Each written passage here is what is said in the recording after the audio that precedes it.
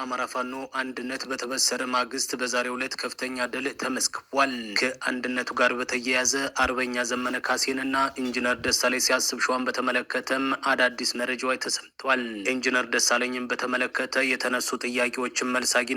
በዝርዝር እንመለከተዋለን። በተመሳሳይ አርበኛ ደረጀ በላይም ስልጣን ለምኔ ብሎ በፍላጎት አሳልፎ የሰጠበት ዋናው ሚስጥር ተጋልጧል። አንድነቱ ያስደነገጠው መንግስት ደግሞ አዲስ ውሳኔ ማሳለፉ ታውቋል። በዝርዝር እንመለከተዋለን።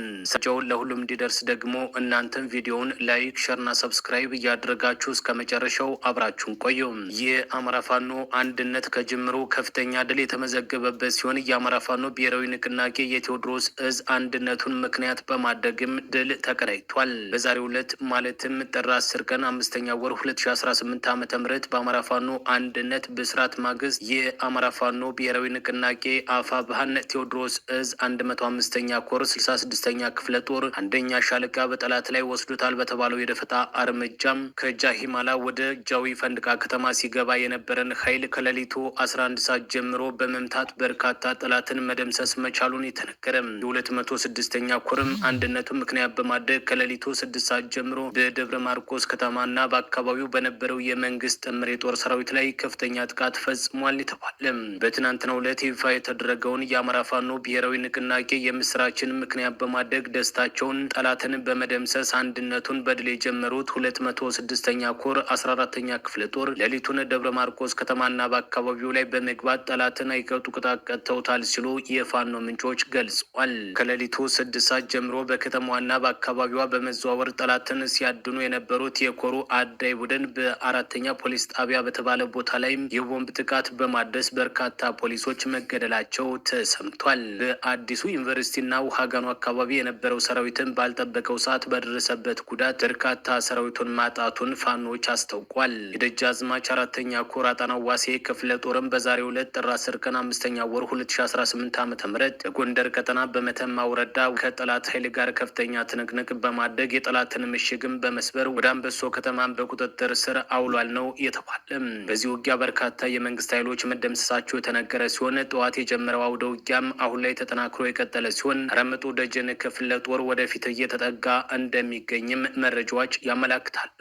ይህ በእንዲህ እንዳለ የአማራ ህዝብ እያደረገ ያለው ትግል ራሱን እያጠራ ወደሚጠበቀው አንድነትና የተቀናጀ ድል እየገሰገሰ የሚገኝ ሲሆን ከአመታት እንባ ወደ ተግባር ያልወረደ ቁጭት ከተበታተነ ብሶት በኋላ በቁራጥ ልጆቹ የጀመረውን ቢተኝነት አስደናቂ ድሎችን አሁን ላይ አምጥቷል። አሁን ደግሞ የፋኖ መዋቅር የአንድነት ብስራቱን ይዞ መጥቷል። በአንድነቱ ውስጥ የመሪነቱን ሚና የተረከበው አርበኛ ዘመነ ካሴ እንደ ሁልጊዜ ሁሉ ከጠንካራ ጽናቱ ጋር ብዙ ስራዎች ይጠብቁታልም ተብሏል። ትላንት በአማራ ፋኖ የተበሰረውን አንድነት ተከትሎ የአርበኛ ዘመነ ካሴ የመጀመሪያው ኃላፊነት እውነተኛ የአማራም የኢትዮጵያም ህዝብ ተስፋ መሆን ነው የሚሉት ምንጮች ትግሉ በኢትዮጵያ ሰማይ ስር የሚፈለገውን መሰረታዊ የስርዓት ለውጥ እንዲያመጣ የማድረግ ኃላፊነቱን መወጣት ነው ብለዋል። የአብይ አህመድን ስርዓት ለመገርሰስና የእኩይ ስራውን ቅጣት እንዲቀበልና የመከራ ቋት ውስጥ የከተታትን ሀገር ነጻነቷ እንድታገኝ የማድረግ እዳው በፋኖና በአጋሮቹ ትከሻ ላይ ስለመውደቁ ምንጮች እየገለጹ ይገኛል። በመሆኑም ይህንን መሸከም መቻል ይጠይቃል እየተባለ ሲሆን አርበኛ ዘመነ ካሴ በትናንትናው ታሪኩም ሆነ በዛሬ ትግሉ የአማራን ህዝብና ኢትዮጵያን በመንግስት ስም ከተጫኑበት ክፉ ቋጥኞች ለማላቀቅ የታገለና ከዚህ የጀግንነት ግብሩ ሳይነጠል የቀጠለ ነው ብለዋል።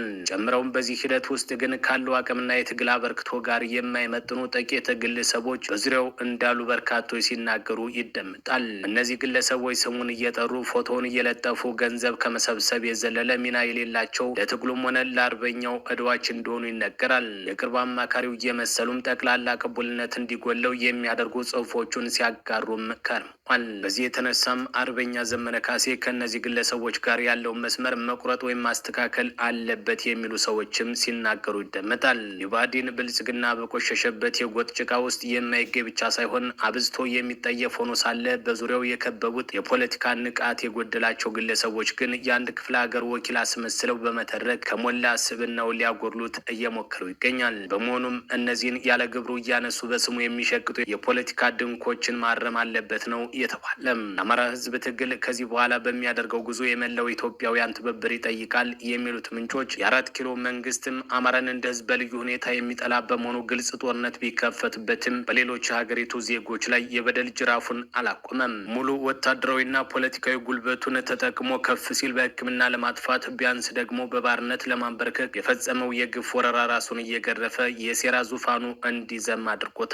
እየተደረገ ያለው ትግል የአማራን ህዝብ የሁሉናና የነጻነት አደጋ የመመከት ብቻ ሳይሆን ሀገሪቱን እንዲህ ካለው የሚጠላት ስርዓት ማላቀቅ ነው። አርበኛ ዘመነ ካሴ ከዚህ በኋላ የትግሬም፣ የኦሮሞም፣ የጋሞም፣ የጉራጌም፣ የሰሜኑም፣ የደቡብም፣ የምዕራቡም፣ የምስራቁም ኢትዮጵያዊ መሪ አድርጎ ማሰብም የሁሉም ህመምና ፍትህ ማጣት እንደ መሪ የሚሰማ ሆኖ መገኘትም ይጠበቅበታል። የትግሉ ከፍታም ወደዚያው እየሄደ ይገኛል። በመሆኑም በተግባር የሚሆን በንግግር በዚህ ከፍታ ልክ መገለጥ ያስፈልጋል። ሌሎች ኢትዮጵያውያን ትግሉን ተስፋ እንዲያደርጉ ብቻ ሳይሆን በሙሉ ልባቸው አምነው እንዲቀላቀሉት የማድረግ ኃላፊነትን በአርበኛ ዘመነ ካሴ ትከሻ ላይ ወድቋል። ከየትኛውም ህዝብን ከወከለ የታጠቀ ኃይል የፖለቲካ ቡድንና ማህበራዊ አደረጃጀት ጋር መጣመር ተገቢ ነው። የብልጽግና ስርዓትን ለማስወገድ በጋራ ተጠቃሚነት ላይ የተመሰረተ ጉልበት የመሰብሰብ ስትራቴጂን መተግበርም ይጠበቅበታል። እንዲህ ያሉ ግንኙነቶችን ለመፍጠርም ፋኖን ከመሽኮርመም ማውጣት ያስፈልጋል የሚሉት በርካታ